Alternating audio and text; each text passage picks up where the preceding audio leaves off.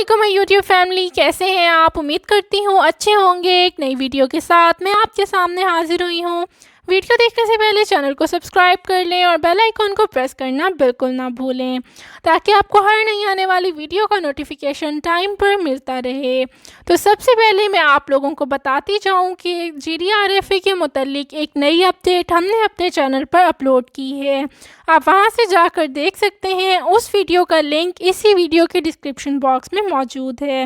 اب ہم چلتے ہیں اپنی ویڈیو کی طرف۔ تو بہت سے لوگوں کا یہ سوال ہے کہ کیا ویزا جاری ہونے کے بعد امارات میں ملازمت سے انکار کیا جا سکتا ہے؟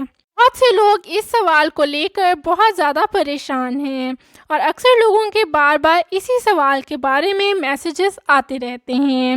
اگر آپ امارات میں ملازمت حاصل کرنا چاہتے ہیں اور کسی ملازمت کے لیے حامی بھی بھر چکے ہیں مگر فائنل کانٹریکٹ کی شرائط سے مطمئن نہیں ہیں، تو کیا آپ ملازمت کے سمجھوتے سے انکار کر سکتے ہیں؟ اکثر پاکستانی اور بھارتی افراد کی جانب سے یہ سوال پوچھا جاتا ہے، جس کا آج میں آپ لوگوں کو جواب دوں گی۔ شخص نے سوال کیا ہے کہ اگر مجھے کسی کمپنی نے ملازمت کے لیے ویزا بھیجا ہے مگر بعد میں ہمارا کانٹریکٹ کی شرائط پہ اتفاق نہیں ہوا، اگر ایسی صورت میں ملازمت حاصل کرنے والا شخص کانٹریکٹ پر سائن نہیں کرتا، انکار کر دیتا ہے، تو کیا مستقبل میں میرے امارات داخلے یا ملازمت پر پابندی تو نہیں لگ جائے گی؟ وہ لیبر بین کی وجہ سے کافی زیادہ پریشان ہیں۔ ان کا مزید کہنا تھا کہ دراصل ایک خاتون نے مجھے ملازمت کے سلسلے میں امارات بلایا تھا۔ جب میں امارات آیا تو اس نے مجھے 3 سال کا ویزا جاری کر دیا مگر اس کی جاب کانٹریکٹ کی شرائط بہت زیادہ ظالمانہ تھیں۔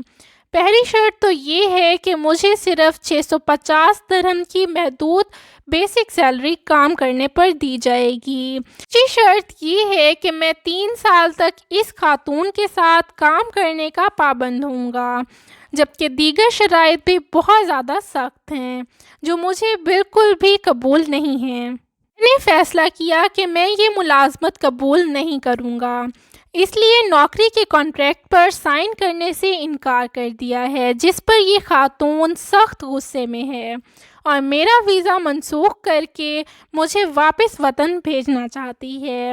مجھے صرف یہ جاننا ہے کہ میرے انکار پر یہ خاتون مجھ پر امارات میں داخلے اور ملازمت پر پابندی تو نہیں لگوا دے گی۔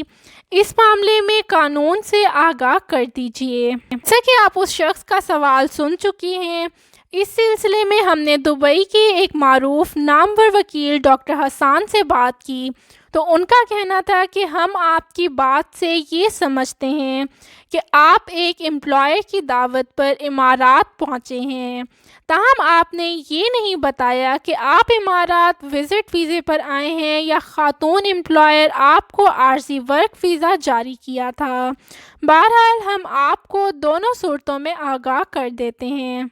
اگر آپ نے ابھی تک خاتون امپلائر کے ساتھ کسی جاب ایگریمنٹ پر سگنیچر نہیں کیے، نہ ہی کام شروع کیا ہے اور نہ ہی ملازمت سے کوئی فائدہ یا تنخواہ لی ہے، تو آپ سمجھ لیں کہ ابھی آپ کا خاتون کے ساتھ ملازم اور مالک کا رشتہ قائم نہیں ہوا، اس لیے آپ پر اماراتی لیبر قانون کا اطلاق نہیں ہوتا۔